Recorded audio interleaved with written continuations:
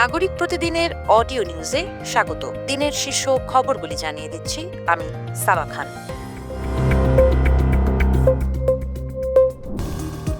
দেশের বিভিন্ন অঞ্চলে হাম আক্রান্তের সংখ্যা বাড়ছেই। গত ২৪ ঘণ্টায় রাজশাহী, কুষ্টিয়া, টাঙ্গাইল ও ময়মনসিংহে হামের উপসর্গ নিয়ে ৪ শিশুর মৃত্যু হয়েছে।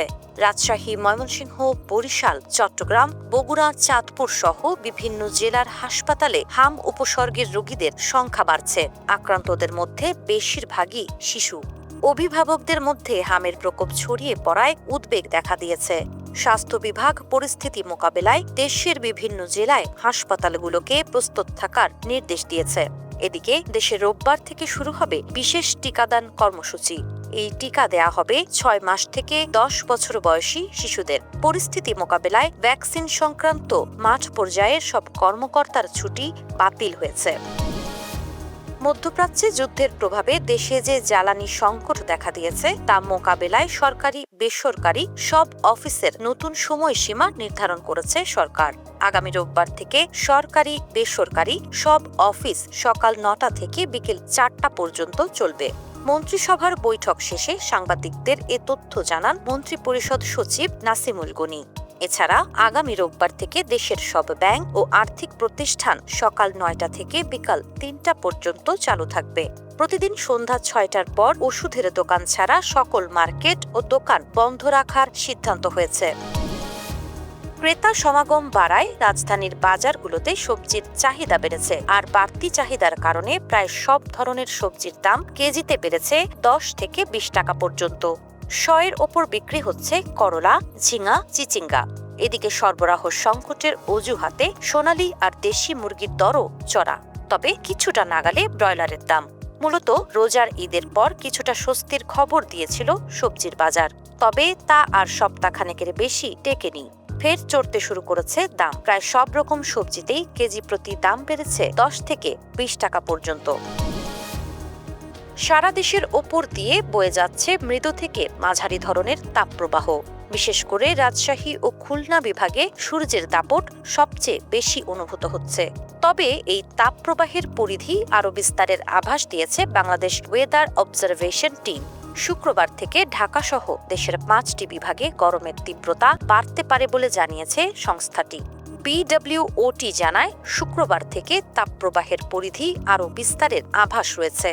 খুলনা ও রাজশাহী বিভাগের পাশাপাশি ঢাকা, বরিশাল ও রংপুর বিভাগের কিছু কিছু জেলা এবং দেশের অন্যত্র ২-১ জায়গায় নতুন করে তাপপ্রবাহ সক্রিয় হতে পারে। কুয়েতের জাতীয় তেল কোম্পানির একটি পরিশোধনাগারে সরাসরি আঘাত হেনেছে ইরানের ড্রোন। এতে সেখানে আগুন লেগে গেছে। শুক্রবার কুয়েতি রাষ্ট্রায়ত্ত বার্তা সংস্থা কুনা এ তথ্য জানায়। বার্তা সংস্থাটি তাদের প্রতিবেদনে বলেছে, কুয়েত পেট্রোলিয়াম কর্পোরেশন জানিয়েছে মিনা আল আহমাদি পরিশোধনাগারে ড্রোন দিয়ে আজ শুক্রবার সকালে হামলা চালানো হয়েছে। এতে সেখানকার একাধিক ইউনিটে আগুন ধরে যায়। উদ্ধারকারীরা সেখানকার আগুন নেভানোর কাজ করছেন। হকিতে শ্রীলঙ্কার বিপক্ষে ম্যাচ মানেই অনায়াসে বাংলাদেশের বড় জয়। শুক্রবার থাইল্যান্ডে এশিয়ান গেমসের বাছাই টুর্নামেন্টে শ্রীলঙ্কা ৩-২ গোলে বাংলাদেশকে হারিয়েছে। ২০০৬ সালের কলম্বো এসএ গেমসের পর বাংলাদেশ হকিতে শ্রীলঙ্কার কাছে হারল।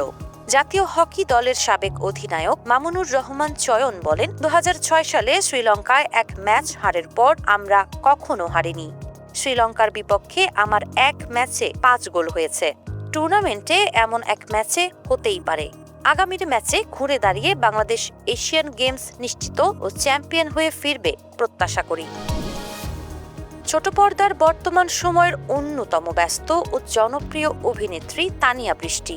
যখন ক্যারিয়ারের মধ্য গগনে থেকে নিয়মিত শুটিং সেটে ব্যস্ত থাকার কথা, ঠিক তখনই এক কঠিন বাস্তবতার মুখোমুখি হলেন এই অভিনেত্রী। ব্রেন টিউমারে আক্রান্ত হয়েছেন তিনি। সম্প্রতি টানা তৃতীয়বারের মতো তার মাথায় ব্রেন টিউমারের সফল অস্ত্রোপচার সম্পন্ন হয়েছে। সামাজিক যোগাযোগ মাধ্যমে আবেগঘন এক পোস্ট দিয়ে ভক্ত ও শুভাকাঙ্ক্ষীদের বিষয়টি নিশ্চিত করেছেন অভিনেত্রী নিজেই। নিজের লড়াকু মানসিকতার পরিচয় দিয়ে তানিয়া বৃষ্টি লিখেছেন, তৃতীয় সার্জারি। জীবন সুন্দর তানিয়া। গত 14 ফেব্রুয়ারি প্রথমবার ঢাকার একটি হাসপাতালে তানিয়ার ব্রেন টিউমার অস্ত্রোপচার করা হয়। সেখান থেকে কিছুটা সুস্থ হয়ে বাসায় ফিরলেও শারীরিক অবস্থার অবনতি হওয়ায় কালক্ষেপণ না করে তাকে উন্নত চিকিৎসার জন্য ভারতের চেন্নাইয়ে নেওয়া হয়। এই ছিল আজকের শীর্ষ খবরগুলো। প্রতিদিনের অডিও নিউজ শুনুন আমাদের ওয়েব, ইউটিউব ও ফেসবুক পেজে।